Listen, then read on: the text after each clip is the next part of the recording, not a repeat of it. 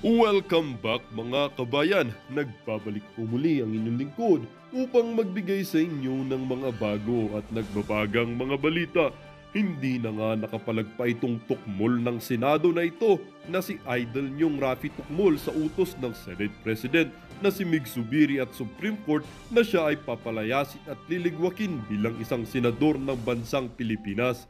Dito nga natin makikita na kahit gaano kakatapang at kaangas pero kapag nag-utos na ang nasa itaas ay wala ka nang magagawa. Dito nga natin makikita na sa likod ng tapang nitong Raffy Tukmol na ito ay may nagtatagong babae na tila ba lumabas yaong nalaman ng balita na siya ay maliligwak bilang isang senado. Dito nga natin makikita na talagang lumuhod at nagmakawa itong tukmol na ito sa harap ng maraming tao kasama ng mga kapwa senado, iba't ibang media at mga tanyag na tao. Tapang-tapangan ka, Idol Tukmol.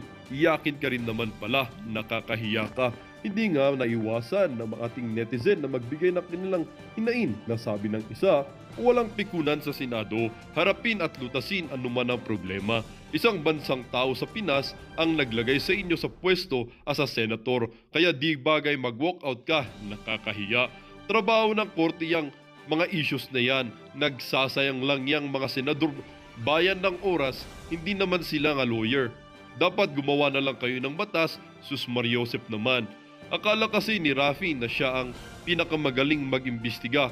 Feeling super galing niya. Puro lang pasikat sa Senate, wala namang resulta, tahimik sa PSCSO hearing. At gusto pa mag-president, aba, maging diktador lang yan. Dami sigurong makulong na walang kasalanan kasi siya na ang magdidesisyon sa lahat ng batas kung ano ang nasa isip niya, yun na yun. Kahit ang batas pa ang magsabi kasi tingin kasi niya magaling siya at sa lahat. At bastos pa kung magtanong pero kung di niya gusto ang sagot, babarahin niya, insultuhin at mumurahin pa sa harap ng mga senado at ikukontempt pa niya. Tama ba yan? Lahat na lang siya ang bida. Mahirap yang maging president. Lagot ang di niya kakampi. Well, para sa buong impormasyon, panoorin nga ang buong video at kung bago ka pa lamang sa aking channel, huwag kakalimutang mag-subscribe, pindutin ang notification bell at piliin ang all upang laging maging updated sa mga bago at nagbabagang mga balita. At sa mga solid viewers naman natin dyan, maraming salamat po sa patuloy na pagtangkilik sa ating channel. Tuloy-tuloy lang po ang laban para sa katotohanan at para sa kinabukasan ng ating pinakamamahal na bansang Pilipinas.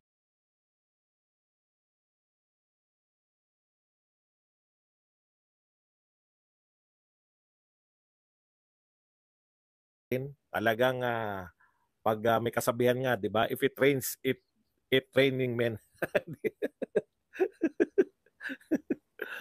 Si Pastor Kibuloy po, bukod po sa warrant